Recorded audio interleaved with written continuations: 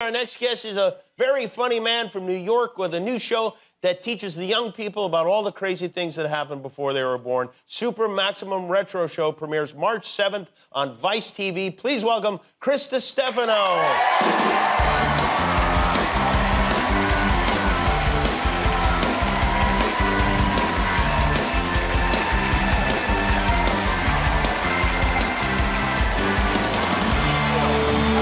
This is a great look. You like this? Yes, you look very good. I feel like I look like Jeffrey Dahmer. You look like you didn't get the role of Jeffrey Dahmer. They're like... Yeah, but they're my dad's glasses. They're the only thing he kept in the divorce, so I figured, you know. They got a nice pink tint to them. You like that? What year did your dad wear those glasses? Probably, I guess he got out of prison in 1983, so I guess 1984. The year I was born. Yeah. Are you responsible for any globally beloved dance moves? No, you know, I was watching that with Anthony Mackie with the twerking. I feel like I'm not a dancer, and actually when I get like very excited, like nervous, I get very itchy. And I usually just like wind up, I guess I have a move, it's called the psoriasis. It flares up, because I'm always trying to hide my nipples. It's one of those things. Like, I lost 35 pounds, but I still have nipple fat. If you zoomed in on just my nipples, you'd be like 600-pound life. Really? It's just fat nipples, man. And you know, but you deal with it, right? You just live life. Is there a surgery for that? Is there anything you can do? No, there's nothing. I mean, you could cut off my nipples. That would be sick. They're full pepperonis, but I'm from Brooklyn. So... That's what happens. You, speaking of Brooklyn, speaking of New York, you made a big announcement that you are going to be playing Radio City Music Hall on September 22nd. Yes, thank you.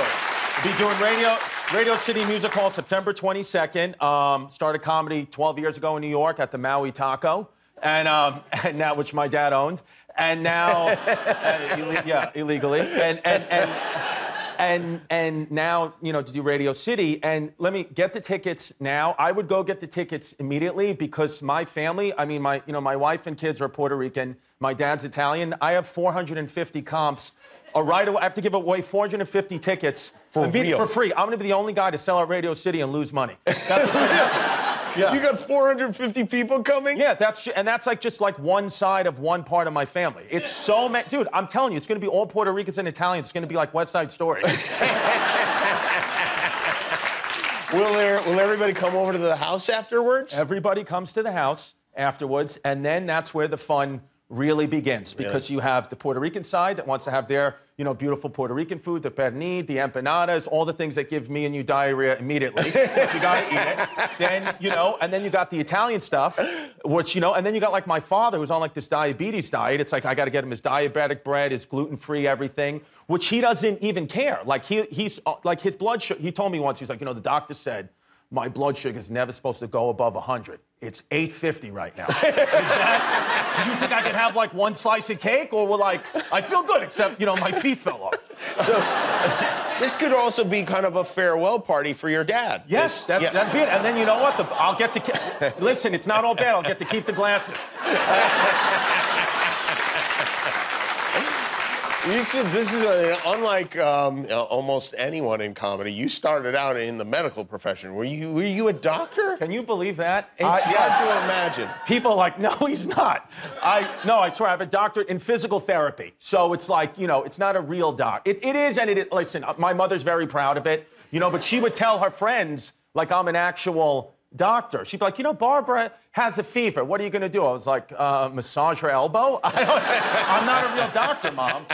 And, you know, in the beginning, you know, because I left physical therapy. Like, I was a licensed physical therapist, good job, good benefits, everything, you know, mother's dream.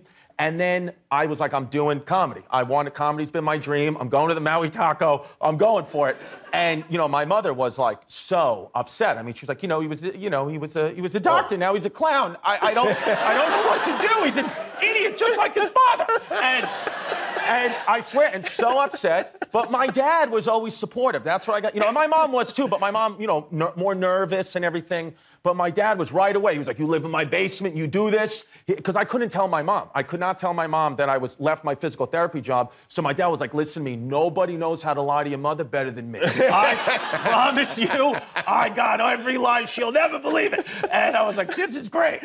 And so we kind of kept it from her for a couple of weeks. And then, eventually, she found out that I was doing comedy.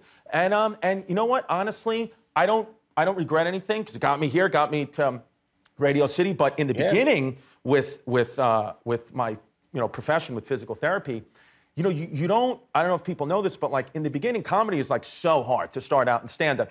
Nobody will put you on stage. The only way to get on stage is you have to like hand out flyers for the club. They'll put you on at 2:00 in the morning on a Tuesday. Bring 20 people, and the club will put you on. Pay $5, whatever. But I bartered my services as a physical therapist to get on my friends' shows. My friends would be running shows. My other comedians I met, they'd be running these, comedy shows. And I'd be like, you know what? I can use my services here. So, like, my friends found out, and they'd be like, oh, you're a physical therapist. Nobody has health insurance as comics. Yeah. We don't have it. They're very unhealthy people in general. No, we don't have it. Let me tell you something. I can't tell you how many times I would tell my comedian friends that I'm a physical therapist. So I have a doctorate degree, but I'm not a real doctor. And they'd be like, that's fine, but you got to just take a look. And they pull their pants down and be like, is that an STD? And I can't tell you how many comedians who are arena acts now who have been on your show, I've looked down their penis hole. Wow. And then had to look them in the eye and tell them you don't have chlamydia when I knew damn well they had chlamydia. But I wanted to get on their show. And so I just was like, you'll be fine. And so that's, wow. So it's all good. So you really got to know these guys, I mean, in a way that no one else does. I'm telling you, I could guess people's Netflix specials or seeing their penis. Really? I'd be like, I know who that is. Yeah. I saw that in 2012 in the back of the Maui Taco. Yeah. Your new show, the Super Maximum Retro Show, is based initially on this great Twitter feed called Super 70s Sports, which is, I think, my favorite Twitter page. Twitter is amazing, and Jimmy, you had produced the show, and you chose me to host, which I appreciate. Mike Birbiglia couldn't do it, so you picked me, which I appreciate. And it's a great show. I mean, it's 70s, 80s, 90s. It was fun for me to be a part of it. Because, I went down memory lane thinking about things from the 80s, 90s. And if you're like an older person from that generation, you'll reminisce about it. And if you're a younger person who's not from that generation, you'll see what was going on in the 70s, 80s, 90s and realize your parents were dirtbags too. Yeah. Things were wild. So everybody had I dug up something for you because I know that the premise of the show is you show these clips to sometimes younger people, sometimes older people. Now, this is something in the 80s there were these 900 numbers. Maybe it was the early 90s, I don't know. But celebrities would try to get you to call in to talk to them for like $2 a minute. And let's take a look. Okay. Yeah, we like to rock and roll. We like to do a lot of other things, too. Call the Warrant Rock Line. We'll give you the warm, hard facts on our personal lives. Our fans always come first. Just $2 the first minute, 45 cents each additional minute. Kids, ask your parents' permission. Hi, I'm MCM. I'm the 2 Big MC. Let's get it started. Pump it up and turn this mother out. Call me. I'm MCM. Happy, what you doing? I'm waiting on calls, baby. Hi, I'm Jose Canseco, and I want to talk to you. So call 1-900-234-JOSE. I'll give you the latest scoop on baseball and my personal life. If you want to know if I use steroids, how fast I drive, or about why I was carrying that gun, call 1-900-234-JOSE. Oh, my God. Did you know about that? I don't remember that, but I'm pretty positive the man that sold Jose Canseco the steroids and that gun was my father. Somebody in these glasses got him in trouble.